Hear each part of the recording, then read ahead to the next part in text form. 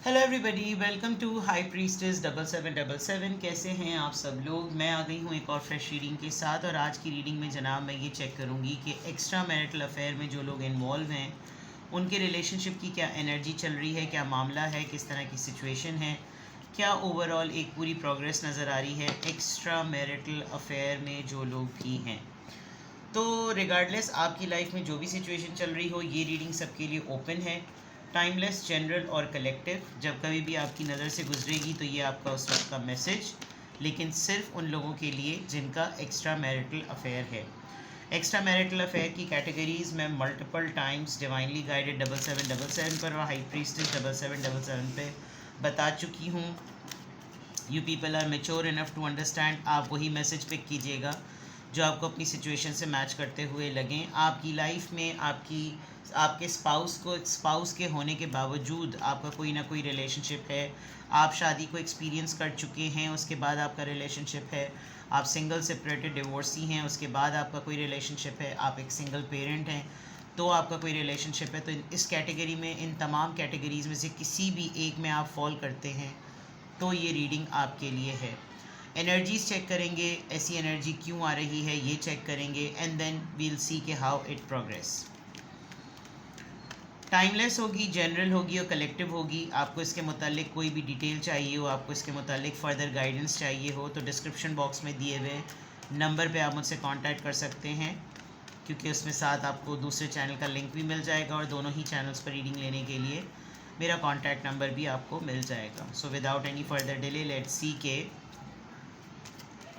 Extra marital affair में जो लोग हैं उनके रिलेशनशिप की क्या एनर्जी आ रही है। 10 of cups, cancer, Scorpio, Pisces. 2 of swords, Libra, Gemini, Aquarius. 9 of pentacles, taurus, Virgo, Capricorn. The magician, Leo, Aries and 3 of swords. Oh my God, ये तो बहुत ही इंटेंस रिलेशनशिप लग रहा है। इट लुक्स लाइक कि जो एक्स्ट्रा मैरिटल अफेयर है वो बहुत ज़्यादा इंटेंसिफाई कर चुका है। इस तरह से कि जैसे it's more than marriage, and इतना ज़्यादा कि जो इसमें फ़ीमेल कैरेक्टर है, आप हैं ख़ुद या कोई और जो भी है, जो इसमें फ़ीमेल कैरेक्टर है वो अब इस पोजीशन पर आ चुका है कि कंफ्यूज्ड है कि शादी की तरफ ध्यान दे या सब चीज़ें तोड़ ताड़ के छोड़ छाड़ के, क्योंकि इंडिपेंडेंट है। नज़र आ रहा है कि कोई एक आप दोनों में से इतना स्ट्रॉन्ग इंडिपेंडेंट है और उसको वो ज़्यादा मूव्ड नज़र आ रहा है टूवर्ड्स दिस पर्सन जो आप लोग का एक्स्ट्रा मैरिटल अफेयर पार्टनर है। इस पर्सन ने आपको मैनिपुलेट किया है, आपको कम्युनिकेशंस के थ्रू बहुत ज़्यादा इम्प्रेस कर दिया है, आपके साथ बहुत डीप कन्वर्सेशन की है।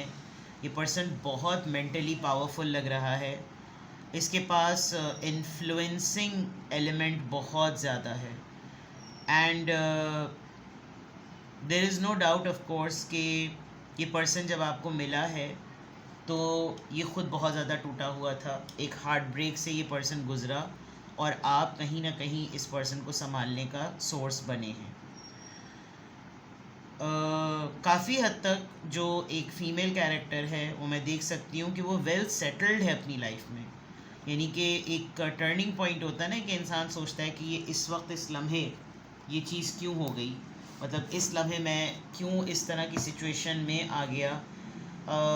बहुत क्लोज़ लग रहा है कि आप दोनों में एक दूसरे को बहुत स्ट्रॉन्गली मैरिज मटेरियल के तौर पर देखते हैं, और आपकी अपनी शादियां जो हैं वो आप दोनों को उस तरीके से सर्व नहीं कर रही जिस तरीके से आप लोगों का ये एक्स्ट्रा मैरिटल अफेयर एक दूसरे को सर्व कर रहा है। कि एक ऐसा पॉइंट आ चुका है कि लिटरली एक पर्सन बैठ के अब ये सोच रहा है कि मैं शादी में रहूं या मैं इस शादी को ख़त्म करके इंडिपेंडेंट हो जाऊं। बिकॉज़ अगर मैंने इंडिपेंडेंस को प्रायोरिटी दी तो there is a big chance कि ये बहुत ज़्यादा स्ट्रॉन्ग पर्सनैलिटी है, एंड डेफिनेटली ये मेरे लिए कुछ ना कुछ ज़रूर होगा। बट ये बिट्रेल जो है, ये धोखा, ये फ़रेब, ये चीटिंग, ये चीज़ जो है ये बहुत बड़ी है। मैं इसको क्लैरिफाई करूँगी कि ये ऑलरेडी आपकी लाइफ में हो चुका है। मुझे बहुत ज़्यादा ये भी फ़ील हो रहा है कि जैसे जो लोग एक्स्ट्रा मैरिटल अफेयर में हैं उन्होंने जान लगा दी अपने इस रिलेशनशिप के पीछे, दोनों ने बहुत ज़्यादा इंटेंसिफाई किया रिलेशनशिप को, लेकिन ऑटोमेटिकली ऐसा लग रहा है कि जैसे आपको एक्स्ट्रा मैरिटल अफेयर में रहते हुए भी एक betrayal with the 3 of swords feel हुआ है।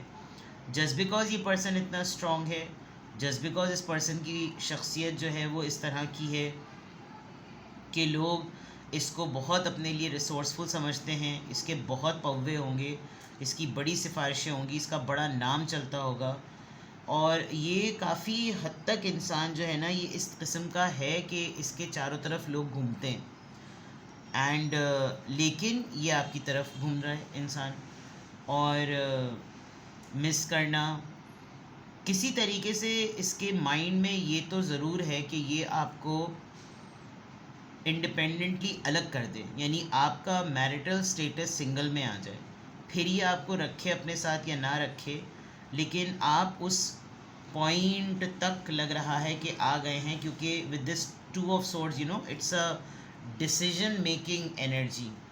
कन्फ्यूजन में ज़रूर है लेकिन डिसीजन मेकिंग एनर्जी होती है कि अब फैसले की घड़ी आ गई है कि मैं इस शादी में रहूं या मैं अकेले रहूं। आप इसको देखें गौर से।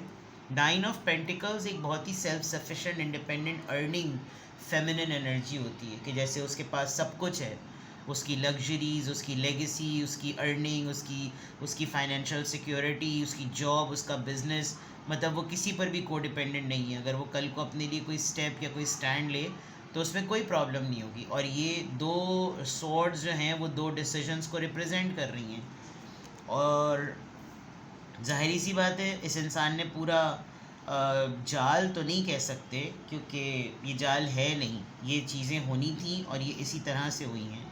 बस ये जो 3 ऑफ सॉर्ड्स है ये मुझे ऐसा लग रहा है कि आपने एक तो अपनी शादी में आपका एक मैरिटल अफेयर चल पड़ा, फिर उसके बाद आप मैरिटल अफेयर में जब आए हैं तो आपको बिट्रेल फील हो रहा है। Let's clarify.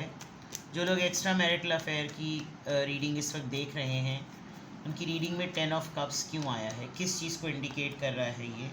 7 of wands.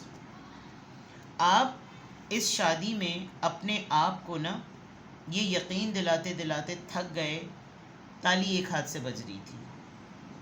आप अपने आप को प्रूव करते करते, लोगों के सामने ये प्रिटेंड करते करते कि नहीं ये बहुत अच्छी शादी है, ये बहुत अच्छा रिश्ता है, हम बहुत खुश हैं, इस चीज़ को ना करते करते आप बहुत ज़्यादा थक गए और आपको इन रिटर्न कुछ नहीं मिला।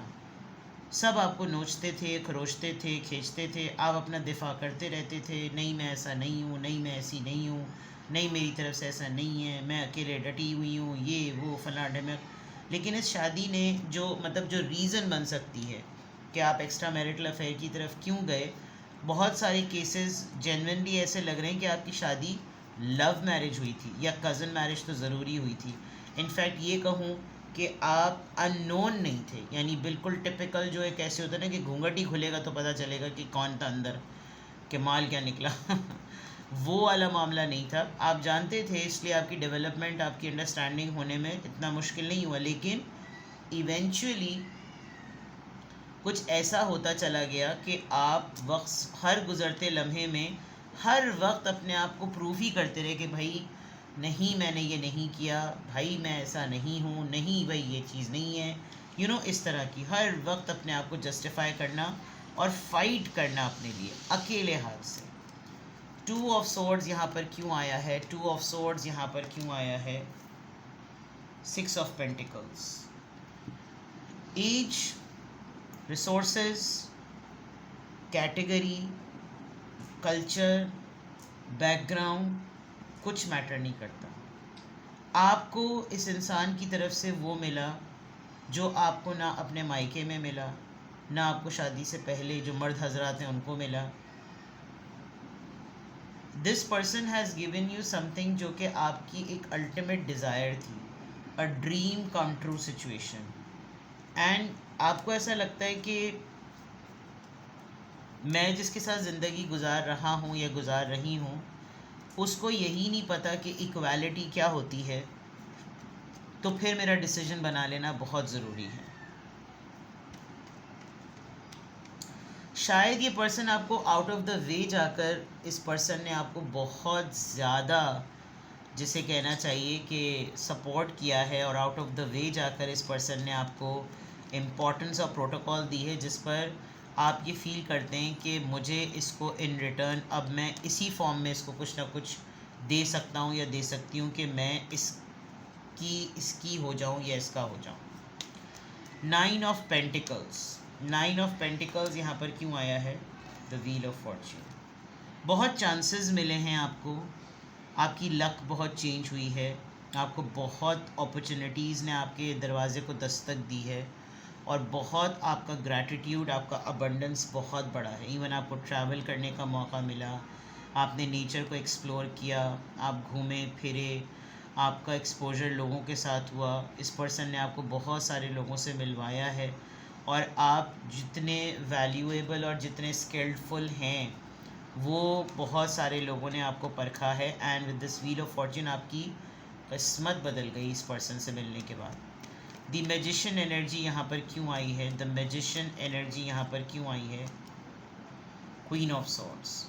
द ओनली थिंग इज़, या तो ये मामला रिवील हो गया है, इस पर्सन के स्पाउस को पता चल गया है कि you both are in extra marital affair, और अब मामला गड़बड़ा गया है। यानी कि जो एज था, जो पुश था, जो मोटिवेशन थी, जो बकअप करने की एनर्जी थी, जितना इस इंसान ने आपको पुश करते करते उस पॉइंट पर ले आया कि नाउ मेक अ डिसीजन, तो यहाँ पर मामला खुल गया। क्वीन ऑफ सॉर्ड्स से ऐसा हो गया है, या तो आप इस पर्सन से इस चीज़ को जानने के बाद नाराज़ हो गए हैं और आप कंडीशंस पर आ गए कि अब मेरा और तुम्हारा मामला तब चलेगा जब तुम मेरी ये बातें मेरी मानोगे या मानोगी। क्वीन ऑफ सॉर्ड्स कंडीशंस पर चलने वाली एनर्जी होती है, और ये एक फेमिनिन एनर्जी होती है जो कि मैजिशियन को कन्विंस कर रही है कि मेरी अब ये कंडीशंस हैं, अगर मेरा और तुम्हारा रिश्ता अगर आगे चलना है तो वो in terms and rules and regulations पे चलेगा। 3 ऑफ सॉर्ड्स यहाँ पर क्यों आया है? 3 of swords, the devil. Oh my God, ये टॉक्सिसिटी है। आई थिंक वो टाइम गुजर गया है जो टाइम अवेल होना था। दिस पर्सन हैज़ डन, जो इसका काम था वो इसने कर लिया है। अब आप अपनी कंडीशंस अगर चाह रहे हैं तो मे बी ये पर्सन आपको बिट्रेल में डाल देगा, और एनर्जी में ये क्लियर नज़र आ रहा है कि आप इस चीज़ से अब निकलना आपके लिए बहुत मुश्किल है।